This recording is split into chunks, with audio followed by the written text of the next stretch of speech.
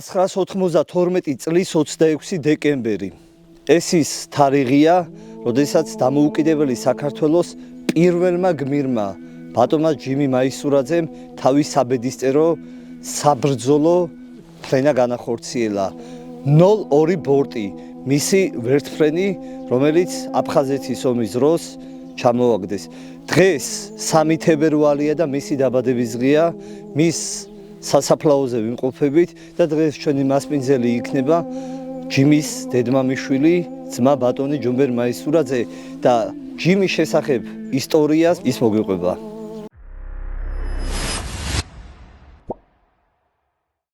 ეს ბიძაჩემია, აფხაზეთის და სამაჩაბლოს ომის გმირი, ვახტანგ გორგასლის ორდენის კავალერი. მან მთელი სიცოცხლე სამშობლოს სერთგულებაში გაატარა და სიცოცხლეც მას შესწირა. ეს მხოლოდ ერთეულების ხვედრია და ბიძაჩემი ის ერთ-ერთი მათგანია. და მე მისი გმირობის მაგალითზე გაზრდილი, მისი ძმისშვილი ვარ.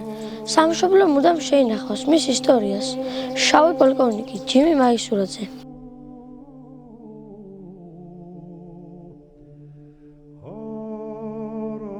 მოგესალმებით ბატონო ჯუმბერ, პირველი რიგში მადლობა უნდა გადაგიხადოთ მასპინძლობისთვის, რომ დაგვთანხმდით ჩაწერაზე. დღეს არის 3 თებერვალი და ბატონ ჯიმი მაისურაძის დაბადების დღე. ეხლა ჩვენ ვიმყოფებით გიორგეთის სოფლის სასაფლაოზე. ჯიმის ბავშვობით რომ მოგიყვეთ ყველაზე კარგად, ეხლა თქვენ გეხსოვებათ. ჯიმშერ მაისურაძე დაიბადა ლაგოდეხის რაიონში, სოფელ გიორგეთში. დაამთავრა გიორგეთის საშუალო სკოლა. ბავშვობაშივე გამოირჩეოდა სამშობლოს მიმართ დიდი სიყვარულით. უყვარდა თავის სამშობლო ძალიან და გამოხატავდა ამას ყოველთვის. კითხვა უყვარდა ძალიან და სხვათა შორის ფრიაძე დაამთავრა გიორგეთის საშუალო სკოლა და ერთ-ერთ მონაკვეთში წაუკითხია ოთარ ჩეჩელაშვილზე, რომელიც იყო მფრინავი და გმირობა ჩაედინა მან და ისე მოიხიბლა ამ წიგნითა და ამ პიროვნების საქციელით, გადაწყვიტა რომ მფრინავი გამოსულიყოს. იმ დროისათვის სოფელ აფენში იყო სამოქალაქო პატარა აეროდრომი, სადაც მსუბუქი თვითმფრინავები მოძრაობდნენ, მიდიოდნენ, მოდიოდნენ და იპარებოდა სკოლიდან და ამათ აფრენას, დაჯდომას უყურებდა. ხო და დაისახა რომ მფრინავი გამოსულიყო. კარგი მოსავლეც იყო და პლუს მაგას კიდე ფიზიკურადაც ძლიერი იყო. ადიოდა მაღალი ძაბის გადამცემ ხაზებზე და პარაშუტებს აკეთებდა რა, პროსტინისგან კერავდა და დაკიდებდა რაღაცას, გადმოუშვებდა ესე, თავათაც არის გადმოხტარი ესეთ სიტუაციაში და შეეძლო მაღალი ძაბის სტოლბაზე ასულიყოს წვერში და სალტო გაეკეთებიოს. აი ეგ არის ხალხი მომსრე გიორგეთში, თუ გინდა ეხლავე მიგიყვანთ მაგ ხალხთან. აი ამ ესეთი ფიზიკური მომზადების და სიძლიერის პატრონი იყო. სკოლის დამთავრების შემდეგ გადაწყვიტა მან, რომ ჩაფიქრებული რაც ქონდა განეხორციელებია. დაამთავრა საავიაციო სასწავლებელი, მოუწია სასწავლებლის დამთავრების შემდეგ ვიეტნამში მონაწილეობა მიიღო ომში. მშობლების დიდი დაჟინებით და მოთხოვნით ჩამოვიდა საქართველოში 1980 წელს. და მუშაობა დაიწყო სამოქალაქო ავიაციაში. მუშაობა მირვა ტიპის შეულ ფრენზე მეთაურის თანამდებობაზე. 1990 წელს საქართველოში იწყება ეროვნული მოძრაობა. ჯიმშერ მაისურაძე ხდება მერაბ კოსტავას საზოგადოების წევრი და ერთვება სამშობლოს დასაცავად ბრძოლაში. აყალიბებს საავიაციო ნაწილს და ერთვება სამშობლოს დაცვაში. ეს ის პერიოდია უკვე 91 წელს რომ დაიწყო აფხაზეთის. კი, ეს პერიოდია, როდესაც დაიწყო აფხაზეთი და სამაჩაბლოში ომი. იყო ძალიან გამორჩეული თავის პროფესიაში. მას შეეძლო უცბად მიეღო გადაწყვეტილება, სწორი გადაწყვეტილება, სწორად რეაგირება. ბადალი არ აყავდა საჰაერო ილეთების შესრულებაში. აფხაზეთის ომში დღეში 8 საათს, 9 საათს ფრენდა, რაც ეს ძალიან ბევრი არის მფრინავისათვის და არ შეიძლება. შეეძლო ღამით ფრენა, შედიოდა ღამე უცხო რაიონებში და ფრენას ახორციელებდა. რაც ნიშნავს პირდაპირ თვითმკვლელობაზე წასვლას, მაგრამ სამშობლოს სიყვარულში აკეთებდა ყველაფერს, რომ ქვეყანა ყოფილიყოს ერთიანი და თავის სიცოცხლეს ყოველთვის დებდა რისკზე. არაერთი ადამიანი მოდის დღესაც ამ საფლავზე, ძალიან ხშირი არის, რომელი ადამიანებიც მოდიან და მადლიერებას გამოხატავენ ჩემი ძმის მიმართ. ბევრი ადამიანი ყავს ძალიან გადარჩენილი და ბევრს გადაურჩინა სიცოცხლე. ბატონო ჯუმბერ, საინტერესო არის გიორგეთის სკოლაში გაიხსნა ბატონ ჯევი მაისურაძის ერთგვარი კუთხე პატარა მუზეუმის სახით. თვითონ სკოლის მოსწავლეებს არ დაავიწყდეთ საქართველოს ეროვნული გმირის არც სახელი და არც მისი ქმედება. ეს სკოლის ინიციატივით მოხდა. მუზეუმი ნამდვილად არის გიორგეთის საშუალო სკოლაში. ეს ინიციატივა იყო ნუნუ ღვალაძის, იმდროინდელი სკოლის დირექტორის ნუნუ ღვალაძის ინიციატივა. გულით მოეკიდა ამ საქმეს ძალიან, უყვარდა ჯიმშერ მაისურაძე, პატივსცემდა და მთელი სოფელი ცევს პატივსა და ამ ხალბატონის მოწადინებით გაკეთდა ეს მუზეუმი და ძალიან კარგი გააკეთა. მე მადლობელი ვარ ამ ხალბატონის. კაი საქმე გააკეთა და შემორჩა ისტორიას მისი ნივთები. მისასალმებელი ფაქტი არის ადამიანი, რომელიც სკოლაში სწავლობდა, მისი სახელობის მუზეუმია გახსნიდა. აქვე უნდა აღვნიშნოთ ბატონო ჯუმბე, რომ ამ სოფელში ოფიციალურად მრავალი წელია უკვე არსებობს დღესასწაული, სოფლის დღესასწაულს ეძახიან, რომელსაც დაარქვეს ჯიმშერობა. კი ბატონო. ჯიმი მაისურაძის საპატივსაცემლოდ 30 მაისს იმართება ჩემი ძმის ხსოვნის დღე. ეს თვითონ სოფელმა მოითხოვა, ყველას უყვარდა ჯიმშერ მაისურაძე, ყველა პატივსცემდა და მის დასაფასებლად და ხსოვნისათვის გადაწყვიტეს, რომ ეს ხსოვნის დღე დაწესებული იყოს რა, ანუ დღეობა რო ვთქვათ რა და სოფელმა დააწესა თვითონ. ეს დაწესდა 93 წელს ძალიან ის ქონდა თავიდან რა, რამოდენიმე გლეხი აღნიშნავდა და მე უკვე სულ ყველა თითქმის ვისაც შეუძლია ყველა აღნიშნავს უკვე სოფელში მის საპატივცემლოდ მოვდივართ საფლავზე ვანთებთ სანთელს ჭიქას ვაქცევთ იმართება მე დღეობის ვარიანტში ჭიდაობა იმართება ფეხბურთი იმართება მინი ფეხბურთი ცხენების დოღი და ესე მიაგებენ პატივს. აქ საინტერესო არის ერთი თემა, რომ ჯიმშერობაზე ჩამოდიან ვეტერანები და პატივს მიაგებენ თქვენი ძმის ხსოვნას. მე ერთ-ერთ ჯიმშერობას დავესწარი, სადაც სიმბოლურად გადმოუფრინეს სასაფლაოს.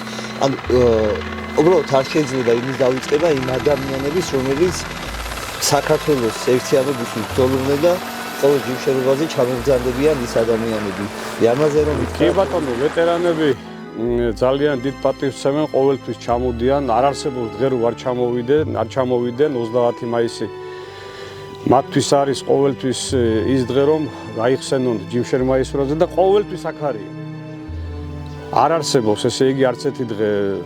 პლუს მაგას მე მინდა კიდე აღვნიშნო ჩვენი გამგებელი ჯონდობ დივნიშვილი. არ გამოეპარება მისი დაბადების დღე, ხსოვნის დღე და მე მადლობა მინდა ყველას მოუხადო ამ ყურადღებისათვის და დაფასებისათვის.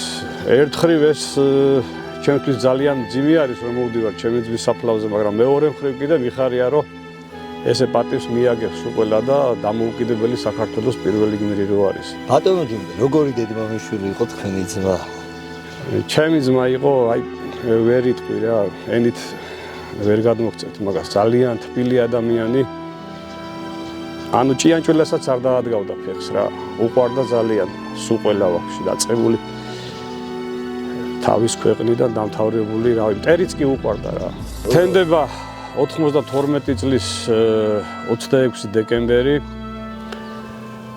და ინფორმაცია მოდის რომ მტერი უტევს და სოხუმის აეროდრომის მიმართულებით კოდორის ხეობიდან აპირებდნენ გადმოსვლას და მან მიიღო გადაწყვეტილება აფრენის და გაფრინდა და ერთი შედეგიანი გაფრენა გააკეთა და შეხედა რომ ეს საკმარისი არ იყო და გადმოცა რომ მეორე ვერტფრენი გამემზადეთაო და რო ჩამოვიდა და დაჯდა გაფრინდა მეორე ვერტფრენი და ეს არის სამწუხარო რომ არ მისული კოდორის ხეობამდე მტრის პოზიციამდე სოფელი ვლადიმიროვკა არის ესეთი აფხაზეთში. აიდან ესროლეს რა და საიდანაც საფრთხეს არ მოველოდა, აი ზურგში რო დანა ჩაგარტყა რა, ესე გამოვიდა და ესროლეს დაბალ სიმაღლეზე მიფრინავდა რაღაც 280 მეტრის სიმაღლეზე. მაღლა ვერ ადიოდა საჰაერო სივრცეს კი ვიცით მაშინ ვინც აკონტროლებდა. მისი ბორტი ვეღარ დაბრუნდა და სამწუხაროდ ადგილობრივებმა მიიტანეს ცნობა, რომ ჯიმშერ მაისურაძის შეულფრენი ჩამოვარდა. გარდაიცვალა. იმდენი ივაშკაცა რომ ეს ვერტფრენი მოატრიალა და მტრის მხარეზე არ დაჯდა იქითკენ არ ჩამოვარდა ესე თქვათ, მაგრამ იმდენი მოახერხა რომ ვერტფრენი დაჯდა სამალიოტისებურად, ასე ცურავით დაჯდა რა. ზოგს გონია რომ ვერტფრენს მარტო შეუძლია ესე სიმაღლეზე აფრენა და დაჯდომა და ვერტფრენს შეუძლია სამალიოტივით დაჯდომაც და აფრენაცა და შეძლო იმდენი რომ კუჭი ქონა უკან გარტყმული რომ ეს შეულფრენი დაჯდა მიწაზე სამალიოტივით სიმინდის ყანა იყო მე იქ ჩავედი 40-მდე ვნახე იქ სიტუაცია. ვერტფრენი არ იყო დამწვარი, რო ვთქვათ, მთლიანი საღი ვერტალიოტი იყო, ფრთები ქონა მაღლა მოტეხილი. და ამ ვერტფრენს Mi-24-ის ტიპის შეულფრენს უკან აქვს გამანაწილებელი რეზინის ბაკი, უკან, რომელიც აწოდებს ორივე ძრავში საწვავსა და სამწუხაროდ ამის აფეთქების შედეგად ორი მფრინავი იყვნენ, მეთაური ჩემი ძმა იყო და ნაოჩიკი იყო. ვერთმა აცხონოს მერაბ გელაშვილი ორივე გარდაიცვალნენ წნევის შედეგად. საინტერესოა მოახერხა რომ უნებელი დაესვა ვერტფრენი და დასმის პროცესში მოხდა ამისი კი, ეს ძალიან რთული იყო. ვერტფრენის კუდი არის ფაქტიურად რული და ეს კუდი სანამ შეინარჩუნა და რაღაც მერე მოტეხილი იყო ეს კუდი, რო ჩავედი მე იქ კუდი ეგდო ერთი 60 მეტრის იქითკენ, მაგრამ მოახერხა, აი რაღაცნაირად მოახერხა, მაგრამ ეს ავზი რო არ გამსკდარიყოს გამანაწილებელი ავზი 700 ლიტრიანი მე მგონი ცოცხლები იქნებოდნენ ორივე თუ სხვა საბრძოლო დავალების შემთხვევა არ მოხდებოდა რაიმე. ბატონო ჯუმერ, მის ოჯახზე მინდა რომ მოკლედ მომიყვეთ, ყავდა მეუღლე, სამწუხაროდ გარდაცვლილი ყავს და ყავს 3 შვილი. 3 ბიჭი და ყველაზე საინტერესო არის რომ ამ 3 ბიჭიდან 2-მა გააგრძელა მამის კვალი, ანუ საავიაციო სამსახურში არიან დღეს. ცხონებულს 3 ვაჟკაცი ყავს. მათ შორის 2 მფრინავი არის. ალბათ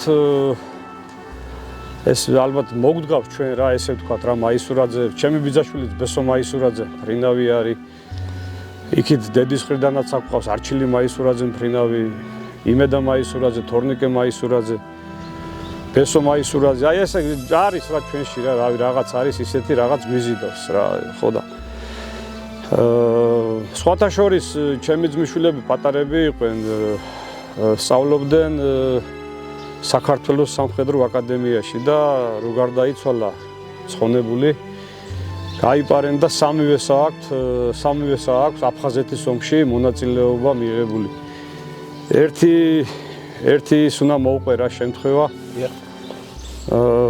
რა თქმა უნდა, ძალიან კაი ქალბატონი იყო ნათელა კობერიძე, ჩემი ძმის მეუღლე და რო გაიპარენ ეს ჩემი ძმისშვილები ომში დაუკავშირდა ნათელა როგორღაც და უთხრა რომ ბავშვები არიან ომში წამოსულიო და რა თქმა უნდა ეხლა ნერვიულობდა დედა და რაღაც მაგარი შეტაკება მოხდა რაღაც აფხაზეთის ტერიტორიაზე ზუსტად ვერ გავიხსენებ და ეს ჯიმის სიცოცხლის პერიოდში კი ცოცხალია ჩემი ძმა ამ პერიოდში ხო და მიახლოებით იცოდა რომ რომელიღაცა ნაწილში იყო თორნიკე ხო და რო ჩაფრინდა ამ ადგილზე სადაც ეს შემთხვევა მოხდა ელაგა გვამები და ქონდა გადაფარებული თურმე ეს ისენი რა ზეწრები მაღლიდან თეთრი და ეხლა ცხონებული დაეძებს თავისშვილს თურმე როგორია ეხლა ახდის ამასა და აი ამის შვილი არ არის და რავი ხო უნდა მაგას გაძლება არის კაცის მამის ეპიზოდი მახსენდება ეხლა რაღაცა ხო და მე საბედნიეროდ ჩვენ და საბედნიეროდ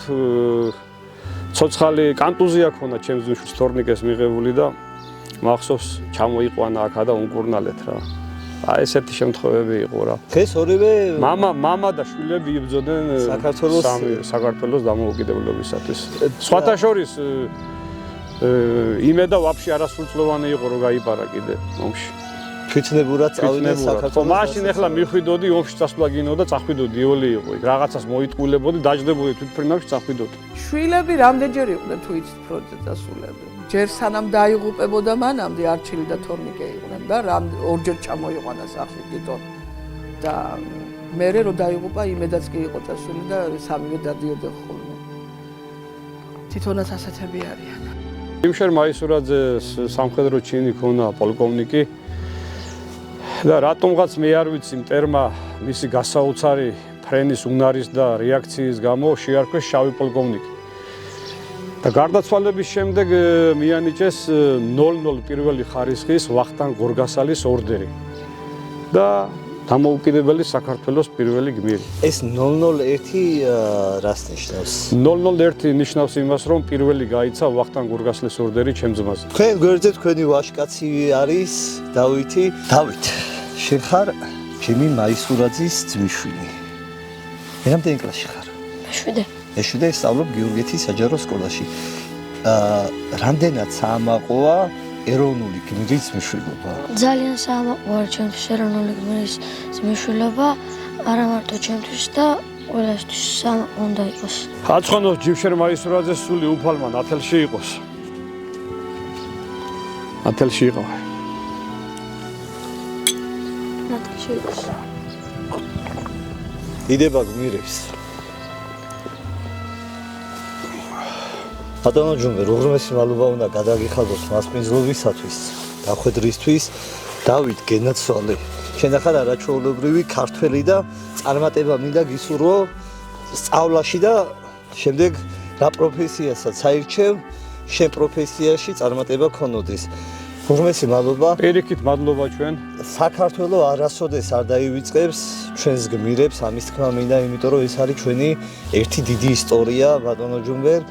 და ხსოვნა კიდევ ერთხელ თქვენ ძმას სამარაჯამო და ყველა იმ ქართველს, ვინც საქართველოს თავისუფლებისთვის საკუთარი სიცოცხლე შეწირა. დიდება გმირებს, რა თქმა უნდა, მარადიული ხსოვნა და არ დაიწყება მათ.